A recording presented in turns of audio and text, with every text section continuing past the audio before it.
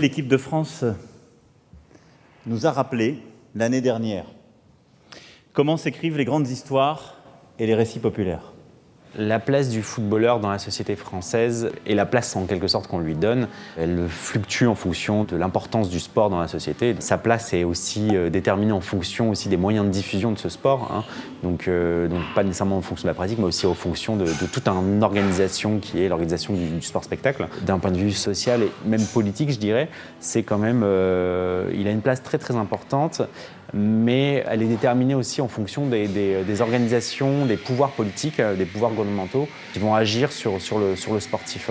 Je ne peux que constater, comme vous, cher Jean-François Lamour, le désastre, avec une équipe de France où des caïds immatures commandent à des gamins apeurés, un coach désemparé et sans autorité. Pendant les années 2000, on a vécu quand même une grande période où on critiquait énormément Franck Ribéry, Benzema, Nasri ou autres.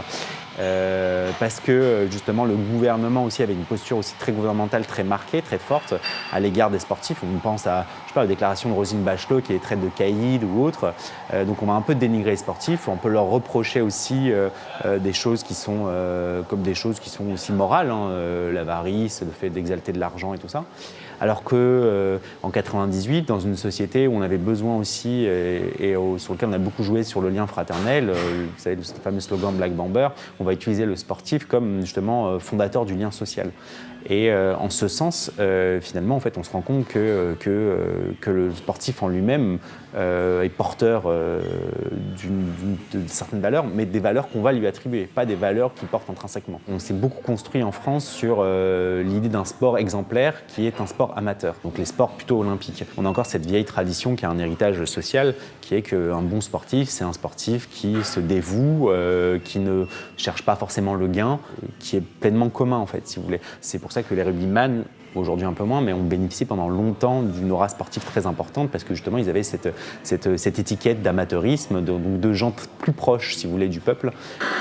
Ouais, philo, 4 heures. T'es resté combien de temps? Je suis resté 3h15. Et après je suis sorti. J'ai pris sujet 2 sur les croyances. Ouais, c'est en rapport avec le football et c'est celui que je connaissais le mieux, donc je l'ai choisi direct. Ah ouais, si j'ai le bac, et bah je me mettrai dans Booba et je ferai un tour de terrain.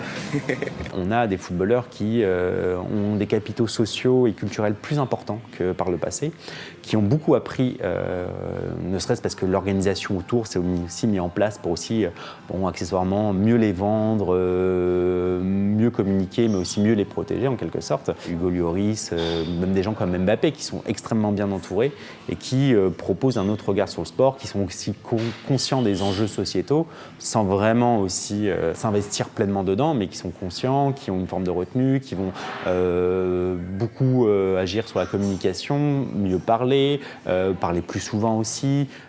Donc voilà, on a un sportif qui est, je dirais, un peu plus opérant et qui correspond plus au canon aujourd'hui de ce qu'on attend. Monsieur Olivier Giroud, au nom de la République française, nous vous faisons chevalier de la Légion d'honneur.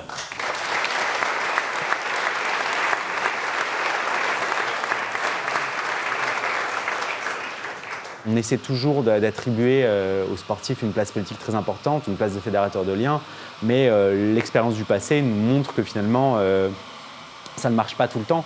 En 98, on a eu la grande vague Black Bomber où tout le monde se réunissait dans la rue, où ça a permis à des politiques aussi de s'en sortir, de sortir un peu du marasme communicationnel. Et finalement, on s'est rendu compte qu'en 2001, il y a eu une crise, avec notamment une crise un peu identitaire avec le France-Algérie qui a posé quelques soucis, notamment en fonction de l'intégration des jeunes en France, et qui ne se retrouvaient plus finalement entre ces deux identités. Et puis après, par la suite, en 2002, avec l'arrivée au second tour du Front National. Donc finalement, en fait, on se rend compte que finalement, la dimension politique et le pouvoir politique du sport, et notamment du football en l'occurrence, n'est pas si fort que ça. L'exemple typique de 2018, c'est quand même la France qui gagne, et puis quelques mois après, les Français qui bloquent les ronds-points, les gilets jaunes qui se sentent un peu déclassés socialement. Enfin, toute cette vague de contestation aujourd'hui avec les retraites et tout ça. Et le football n'a pas du tout aidé un gouvernement, n'a pas du tout aidé la politique. Et en quelque sorte, est-ce que c'est bien ou est-ce que c'est mal? Mais en même temps, on redemande aussi aux joueurs de faire ce qu'ils savent faire, jouer au football. Et voilà, on laisse le football dans son milieu, dans l'idée de produire du divertissement. Puis après, les choses politiques, qui sont des choses sérieuses, qui sont des choses plus intéressantes aussi, sont entre les mains des populations.